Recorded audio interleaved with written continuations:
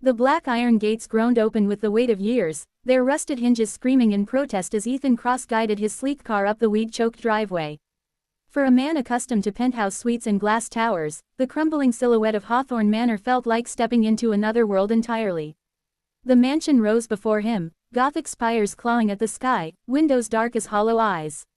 His reflection in the windshield seemed almost like a ghost drifting toward a graveyard of stone. The realtor had warned him it was too far gone, a ruin with more legend than value, but Ethan wanted it anyway. Perhaps it was the solitude, or perhaps it was the need to own something no other man dared claim. He parked near the cracked marble fountain, its basin long dry, cherubs staring down with blank faces streaked by moss. The air smelled of damp wood and forgotten secrets. Grabbing the ring of keys, he approached the heavy oak doors. Each step echoed on the broken flagstones, as if someone, or something, listened from inside. The key slid in, and with effort, the door surrendered. Dust swirled like spirits in the stale air as he entered the grand foyer. His footsteps were swallowed by the thick silence. Chandeliers hung crooked, their crystals dulled, but even so, he could almost imagine the place alive, music, voices, laughter echoing through the vaulted ceiling. He shook off the thought that life had died 100 years ago. Now it was his to resurrect. He wandered deeper, his hand brushing the carved banister of a staircase that seemed to spiral into shadow. A door banged shut somewhere above. He froze, his pulse quickening. Rodents, perhaps, or whined through a broken window. Still, he felt watched.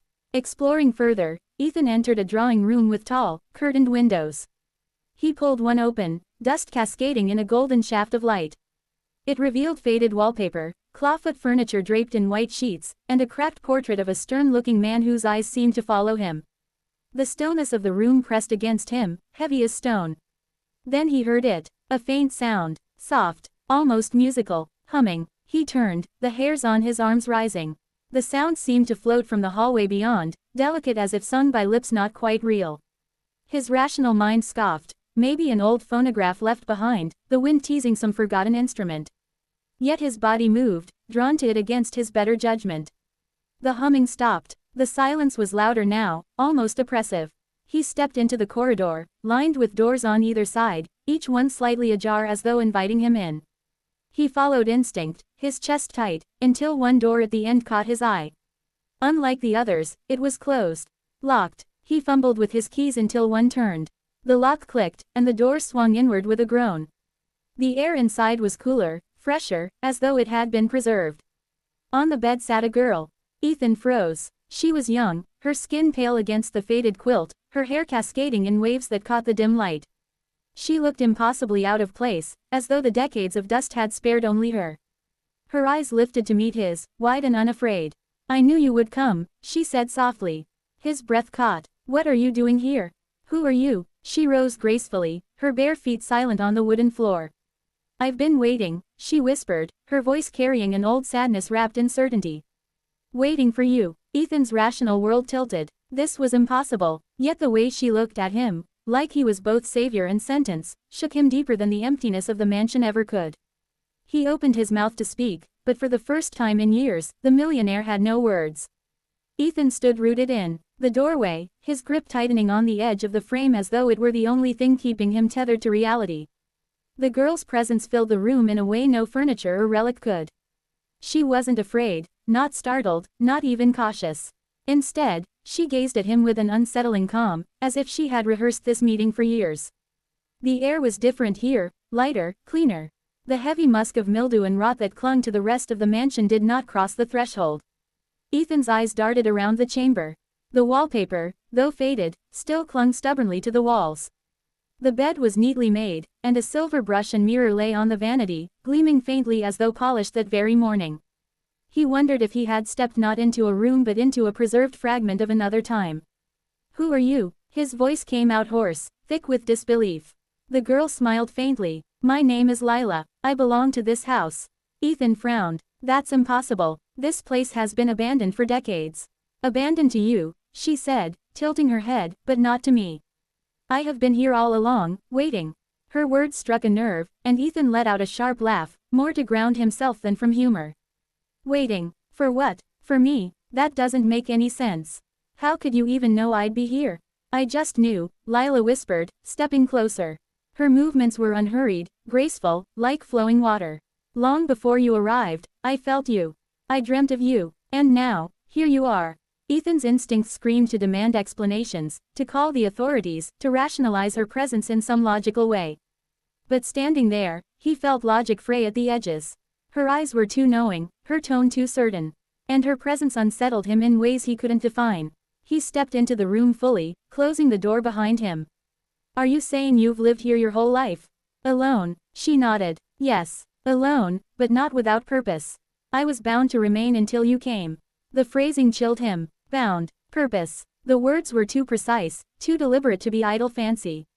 Ethan moved to the vanity, brushing his fingers against the silver mirror. It was warm, as though touched only moments before. He looked into the reflection and found her watching him, her expression serene but layered with something he couldn't decipher, expectation, maybe, or quiet longing. You can't just stay in a house like this, Ethan said, his tone softening. There are no neighbors, no one to care for you. How do you eat? How do you live? Lila's lips curved into a small, enigmatic smile. The house provides. It always has. As if on cue, the faintest tremor rattled through the floorboards, so subtle he thought he imagined it. The chandelier overhead swayed with a sigh of unseen wind.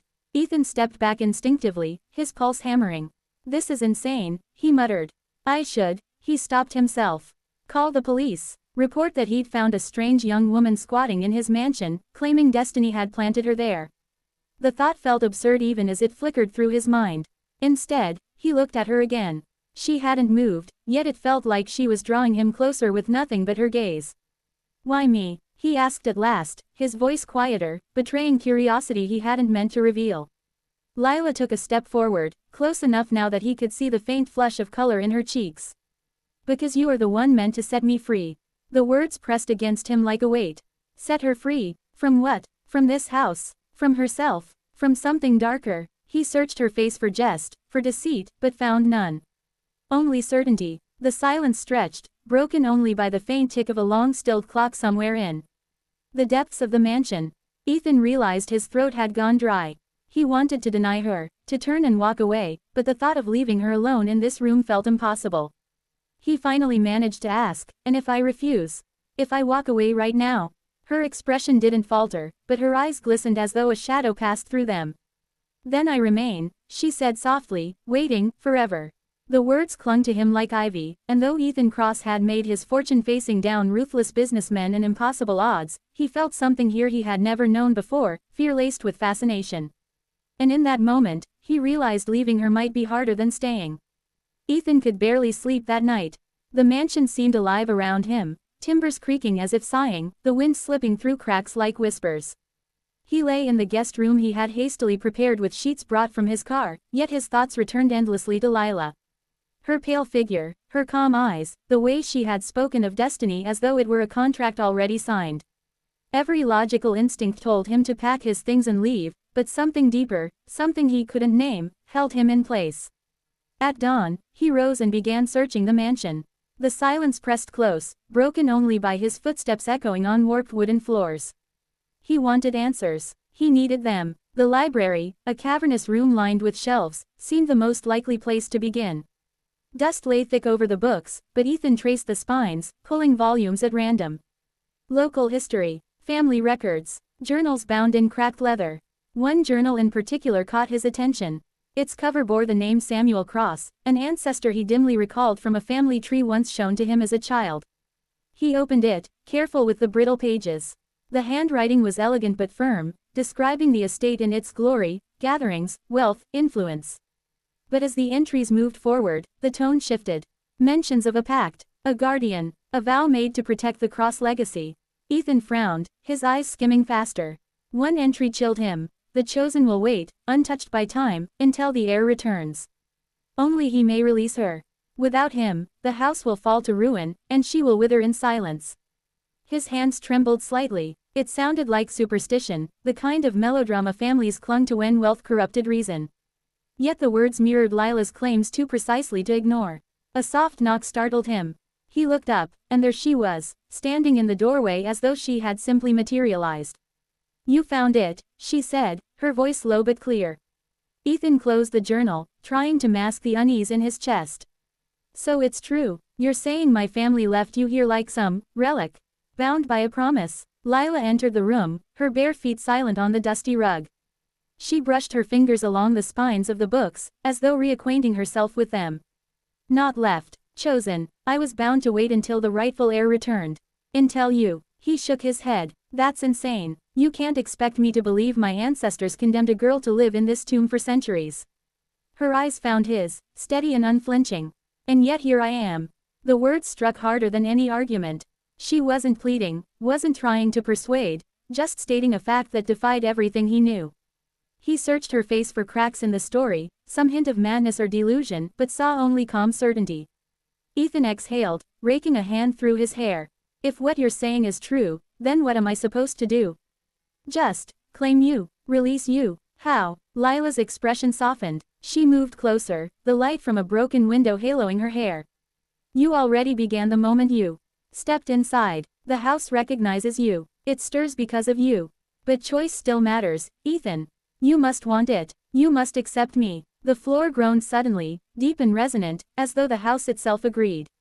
Ethan flinched, his nerves taut, but Lila merely laid a hand on the nearest shelf, steadying it. The air thickened, shadows lengthening in corners where no light reached. For a moment, Ethan swore he heard whispers, a chorus too faint to understand yet undeniable. He looked around sharply, but Lila remained serene. What happens if I don't? He asked, voice low. Her gaze darkened slightly, sadness flickering there. Then I remain, and the house will not forgive your refusal. The words sank into him, colder than the morning air.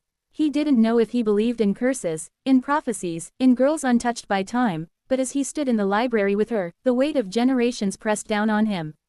He realized this wasn't just about an old mansion anymore. It was about whether he dared to accept a destiny written long before he was born. Ethan stood in the great hall as the storm rolled in, lightning flashing against the tall windows. The mansion seemed alive, trembling with each rumble of thunder. The chandeliers swayed, casting fractured light across the walls. He could feel it now. This wasn't just stone and wood, but something breathing, ancient, aware. Lila stood at the foot of the staircase, her white dress billowing in the draft as though she belonged to the storm itself. You have to choose, she said, her voice carrying through the cavernous space with surprising strength. The house is restless. It won't wait much longer. Ethan's chest tightened. He wanted to deny her words, to retreat to the safety of logic, but denial had no place here anymore. The journals, the whispers in the shadows, the way the house itself seemed to bend to her presence, all of it pointed to one conclusion: this moment had been waiting for him. What does it mean, to free you? He demanded, his voice breaking under the weight of uncertainty. What happens if I say yes? Lila lifted her chin, her eyes shining with a strange blend of hope and sorrow. Then I am no longer bound to this place. The vow that chained me ends, and the house will finally rest. But it will not give me up easily. It will test you. As if in answer, the walls shuddered. The portraits that lined them tilted, some crashing to the ground in showers of glass. The thunder deepened, rolling like a growl from the earth's belly. Ethan's instincts screamed at him to run, but his feet refused to move. Instead, he found himself stepping toward her, each stride cutting through his fear. And if I refuse? He asked, though he already knew the answer. The lights flickered, shadows lengthening like dark hands reaching from the corners. Lila's expression dimmed. Then the house will keep me, and it will keep you too. You cannot leave now that you've awakened it. Her words sealed his fate. There was no exit, no safe return to the life of boardrooms and skyscrapers. The house had already marked him. Ethan reached the bottom of the staircase where she stood. For the first time, he noticed her trembling hands, the faint quiver in her lips. For all her composure, she was afraid too, afraid of his answer, afraid of what it meant. That human crack in her calm unraveled something in him. He no longer saw her as a spectral guardian or cursed maiden but as a girl who had waited far too long in silence. Slowly, he extended his hand. Then I choose you. The moment the words left him, the mansion reacted. The chandeliers blazed to life, flooding the hall with golden light. The storm outside roared, wind rattling every window, but within the house, a warmth spread like fire. Through the walls, the oppressive weight that had lingered since he first entered lifted, as though centuries of grief exhaled in relief. Lila gasped, her hand slipping into his. It was warm, alive, pulsing with gratitude. Her eyes welled with tears, and for the first time, her composure broke into a radiant smile. The floor stopped trembling. The whispers faded. The silence that followed wasn't heavy anymore, it was peaceful. The house was still, finally at rest. Ethan glanced around in awe. The cracked portraits looked brighter, the colors less faded. Dust seemed to dissolve into air. The mansion wasn't ruined, it was renewing, as if his choice had poured life back into its veins. Lila squeezed his hand gently. "It's over," she whispered. "You've freed me, and them." He looked at her, the enormity of what had just happened sinking in. He didn't fully understand the vow, the curse, or why fate had chosen him, but he understood this: he couldn't walk away now. The storm outside quieted to a drizzle. Ethan opened the doors, and together they stepped out into the damp morning air. The sky was clearing, golden sunlight breaking through the clouds. Lila tilted her face toward it, closing her eyes as though feeling it for the very first time. For Ethan, the mansion was no longer a burdened relic but the beginning of something he never expected, a future not of solitude, but of purpose, shared with the one who had waited for him all along.